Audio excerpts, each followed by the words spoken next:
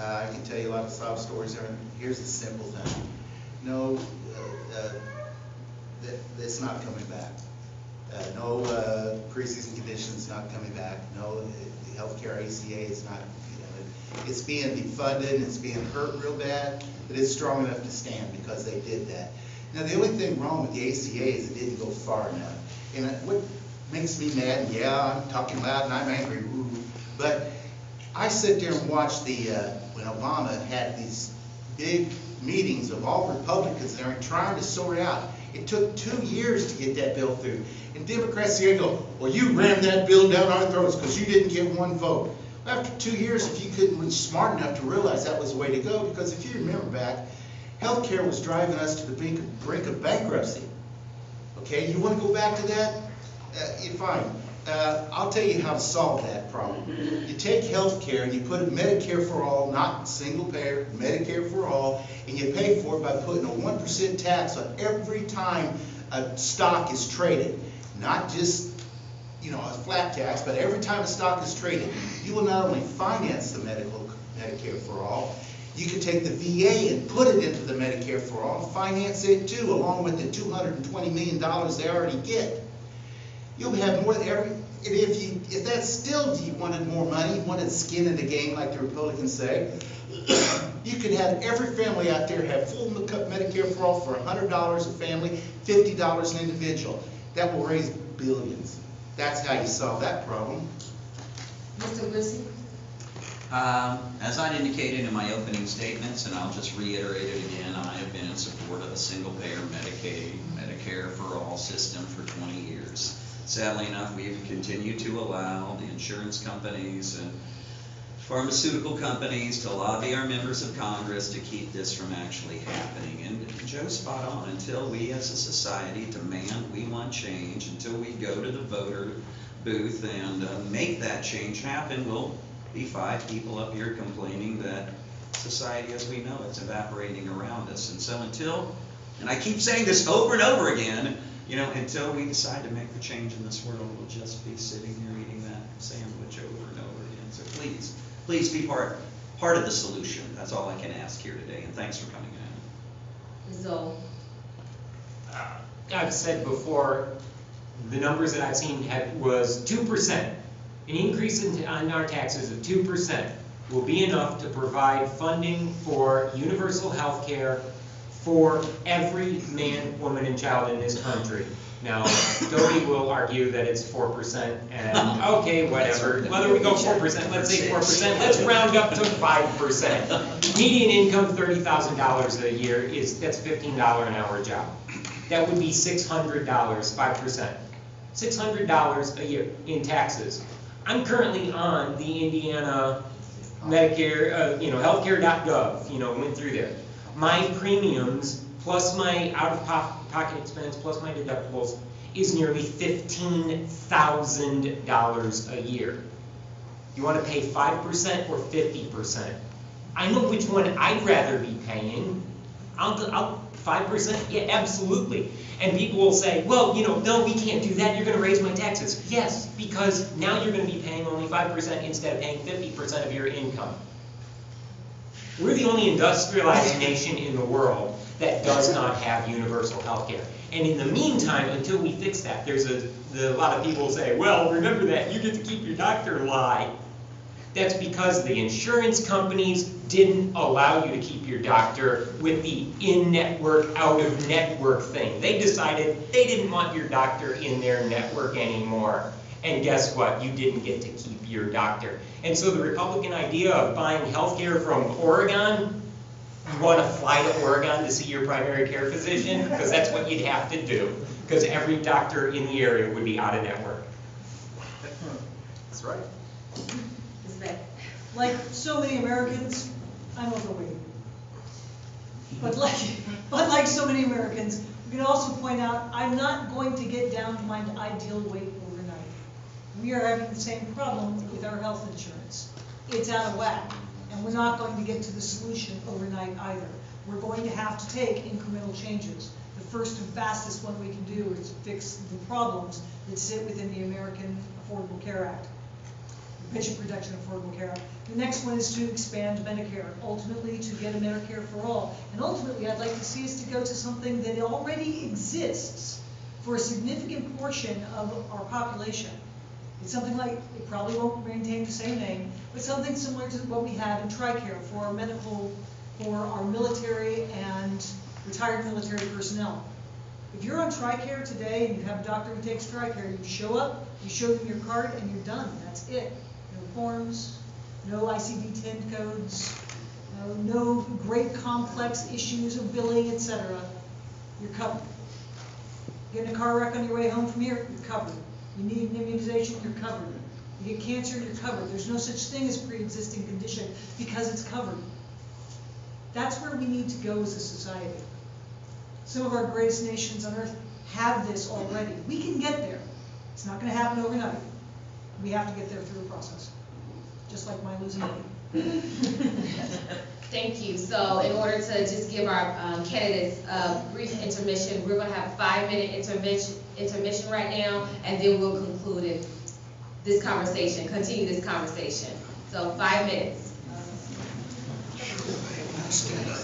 What's that?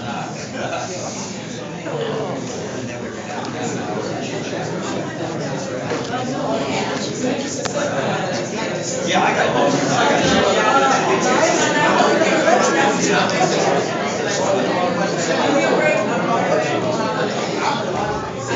we better have a conversation. Why doesn't he kiss her butt?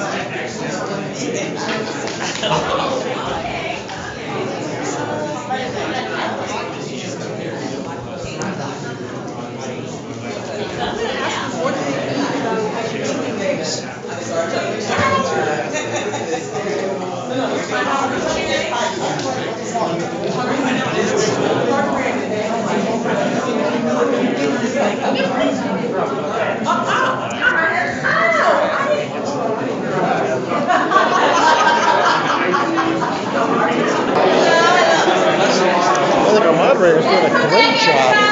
Yeah, I'm impressed. So the microphone's not working? Turn the microphone on. I did. It ain't working? All right, I got a loud voice.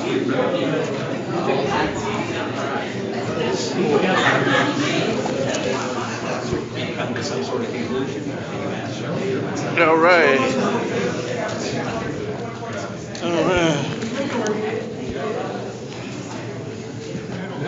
We're back. So I hope everyone had a lively, I'm gonna stand up, I'm just sitting down. I hope everyone had a lively 5-minute break. And so we really had a great time to hear a lot from the issues that are addressing Hoosiers and the country. And so now we really wanted to have a conversation, a respectful conversation between the candidates about some of the issues that have emerged.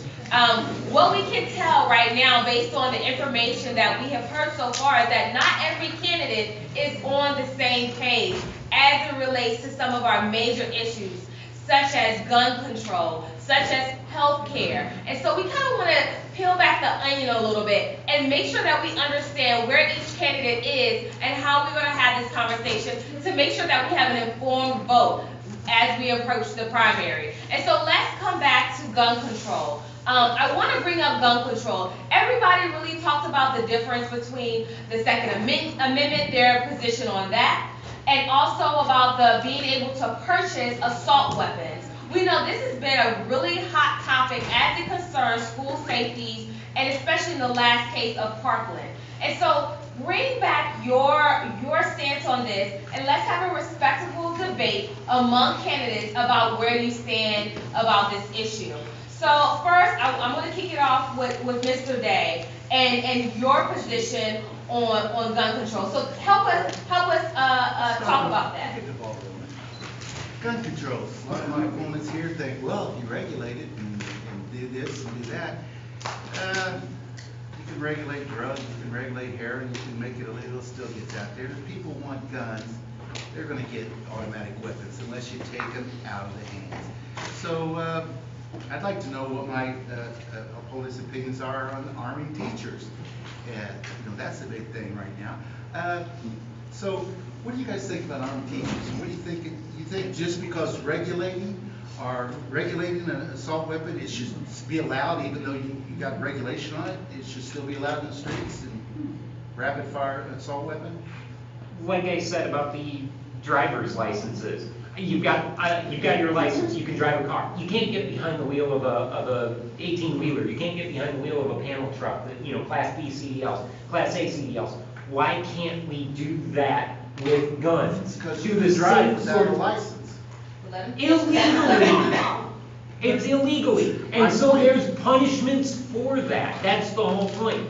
That's what we've got. We've got punishments for that purpose. So we can regulate it safely, not violating people's Second Amendment rights that they want, because it does say well regulated, and that's what we're doing. That's all we're wanting to do. Make certain that the person, we test drivers with driver's licenses to make certain that they're safe on the roads, and we take their license away from them if they've done something stupid.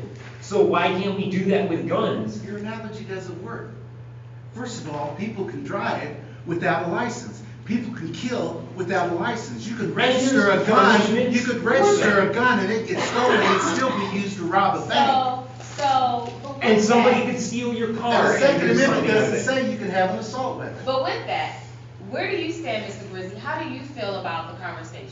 As far as guns in schools were Yes. concerned, well, I can give an example. A local school corporation that I'm currently implementing an anti-bullying project in with some of my other Farm Bureau board members. North White School Corporation in the northern part of the county that I'm from, White County. They passed a school board initiative several years ago, which allows teachers to be armed. It allows their school board to carry guns through the schools. So sadly enough, we can sit up here and debate it at a national level, but at the end of the day, local school boards and local school corporations are going to be making these decisions for themselves.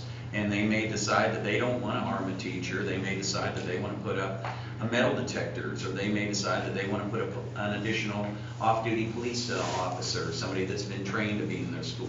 So, I mean, granted, this continues to go back. Now, I went down the list. I think we ought to raise it to 21. I think we need to close all the loopholes. We need to additionally ask for training before you can get a concealed carry permit. But again, at the end of the day, until we can learn to live with each other in love and harmony and mutual edification, these problems are going to continue to move forward. So, I mean, that's where I stand on it. I'd be more than willing to push forward some legislation at the federal level, but that's not going to stop local school corporations from making these decisions at all. So, Federal law takes precedent over the local. You want your school board deciding whether or not your child goes to a school that has guns in it? well, maybe that's the reason they're having some problems over there. I don't know, but I'm just saying to you is that it's already happening around us. 87% of teachers say no, and the only teachers that do are in rural areas, because they have to worry about those polar bears. I don't have an 85% number, but I have listened to Grizzlies, it. I'm sorry, Grizzlies. I have listened to it. I have friends that are teachers, lots and lots of friends, and I listened to the Facebook debate for a while, and sadly enough, a majority of them said that they would like to at least have that decision to make it on their own, as long as it was within the confines of their school corporation. Friends of mine that are out on Facebook. Now, I'm not saying that I support their position, but given the fact we're still only one person trying to represent 825,000 other voters out there. So granted, we all may have positions that are near and dear to our heart of hearts, but you still have to take the opinion into play of everybody else that lives in the district and vote accordingly. Right. So Mr. Mackey, where do you fall within this?